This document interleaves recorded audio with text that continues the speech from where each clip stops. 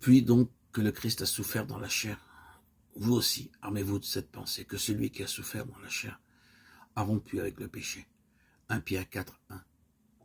Ayant fait la paix par le sang de sa croix, il vous a maintenant réconcilié par la mort que son Fils a souffert en son corps, dans sa chair.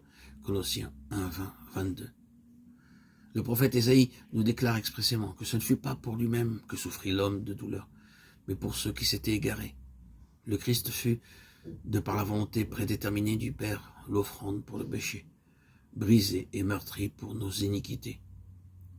Reprenant le même thème, l'apôtre Paul écrit aux Romains que Dieu prédestina le Christ à être la propitiation de ceux qui auraient foi en son sacrifice. Romains 3, 25.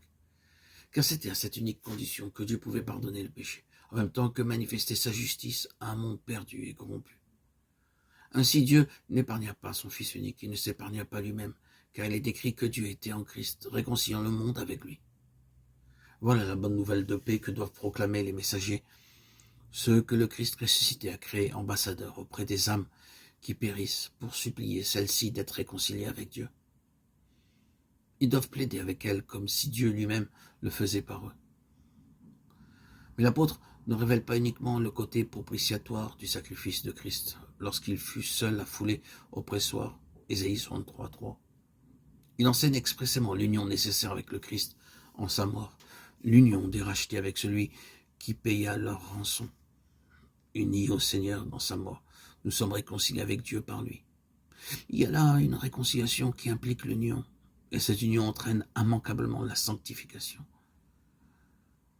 Le sacrifice du calvaire ne doit pas rester quelque chose d'extérieur à nous-mêmes. Nous aussi en Christ, nous devons mourir à ce qui en nous constitue le vieil homme, mourir au péché, car ce n'est pas uniquement pour porter le châtiment de nos péchés que le Seigneur s'est offert en sacrifice, c'est aussi pour nous délivrer de la puissance du péché. L'apôtre l'enseigne d'ailleurs de façon très claire. Il écrit aux Colossiens, « Vous êtes réconciliés avec Dieu par la mort que son Fils a souffert en son corps dans sa chair, pour vous faire paraître devant lui saint, sans tache, irrépréhensible. » C'est donc par la croix que doit passer à son tour celui qui est réconcilié avec Dieu. C'est par la croix qu'il peut entrer dans ce royaume, où Christ le présentera au Père, saint, sans tache, irrépréhensible. Ceux qui ont été réconciliés par la mort de Christ sont morts avec lui au péché.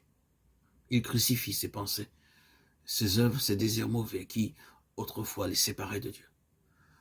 Puisqu'ils sont maintenant réconciliés, comment pourraient-ils encore vivre dans le péché?